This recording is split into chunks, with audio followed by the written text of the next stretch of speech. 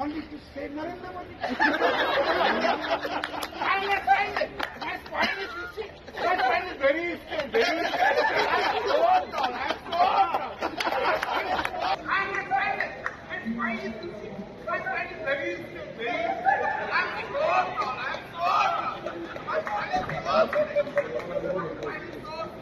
लोकसभा में शीतकालीन सत्र चल रहा है, राज्यसभा में भी शीतकालीन सत्र चल रहा है। अब वहाँ पर कोई कार्रवाई हो न हो, कुछ हो रहा हो न हो रहा हो, लेकिन एक चीज़ है वो बड़ी अच्छी हो रही है, और वो है कि जो विपक्ष के सांसद हैं वो लगातार एक के बाद सस्पेंड किए जा रहे हैं। मतलब कुल मिला के किसी ने ट्विटर के ऊपर सही लिखा है और कांग्रेस ने भी लिखा है कि जो संसद को, आप संसद क्यों कहते हो, भाजपा कार्यालय कहना चाहिए, क्योंकि अब भाजपा के ही सांसद वहाँ पे बैठे रहेंगे तो जाहिर सी बात है, और सस्पेंड कर रहे हैं। अब कहा तो ये जाएगा कि अनुशासनहीनता, लेकिन अनुशासनहीनता के पीछे की बात क्या है, या क्या वो ऐसे सवाल पूछ रहे थे जिसके जवाब गृह मंत्री नहीं दे सकते हैं।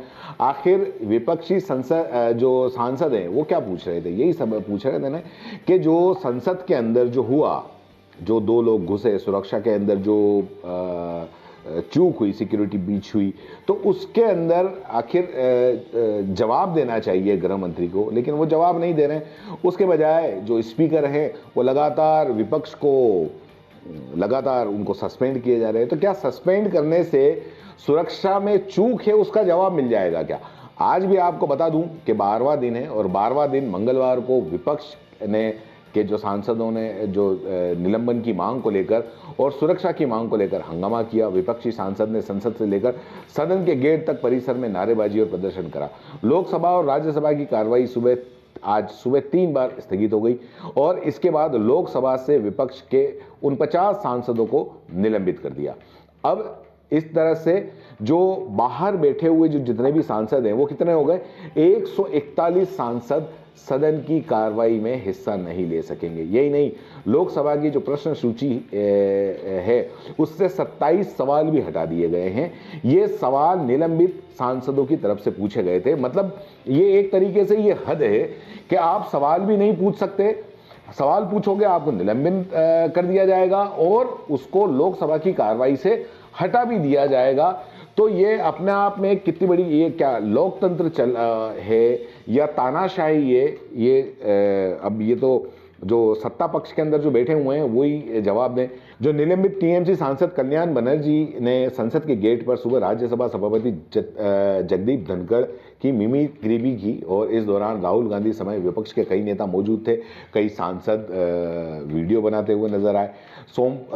आपको बता दें कि 18 दिसंबर को कुल 78 सांसद, आज तक आज़ादी के बाद से आज तक एक साथ इतने सांसद कभी भी निलंबित नहीं हुए। लोकसभा के 33 और राज्यसभा के 45 सांसदों को निलंबित कर दिया गया है। आज़ादी के बाद, मैंने आपको फिर बताया कि आज़ादी के बाद पहली बार एक ही दिन में इतने सांसद निलंबित किए गए, और इसके पहले 1979 में राजीव सरकार में 63 सांसदों को निलंबित किया गया था। पिछले हफ्ते भी 14 सांसदों को निलंबित कर दिया गया। मतलब क्या चाहते हैं, या तो बिल्कुल एक कानून बना देना चाहिए भाजपा को कि उनसे कोई भी सवाल नहीं करे, चाहे कोई सुरक्षा में चूक हो, चाहे कोई भी कैसी भी घटना हो जाए, कितना भी कुछ भी हो जाए, लेकिन आप संसद के अंदर सवाल नहीं कर सकते। जिस तरीके से जो एक्टिविस्ट हैं, जो पत्रकार हैं, उन पत्रकारों को डराया जाता है, उन पत्रकारों को जेल के लिए डराया जाता है कि आप सवाल नहीं कर सकते, अगर सवाल करोगे तो जेल में डाल देंगे। इसी तरीके से एक कानून निकाल देना चाहिए, संसद के अंदर इनको एक कानून निकाल देना चाहिए कि अगर आपने सवाल किया तो आपको निलंबित कर दिया जाएगा।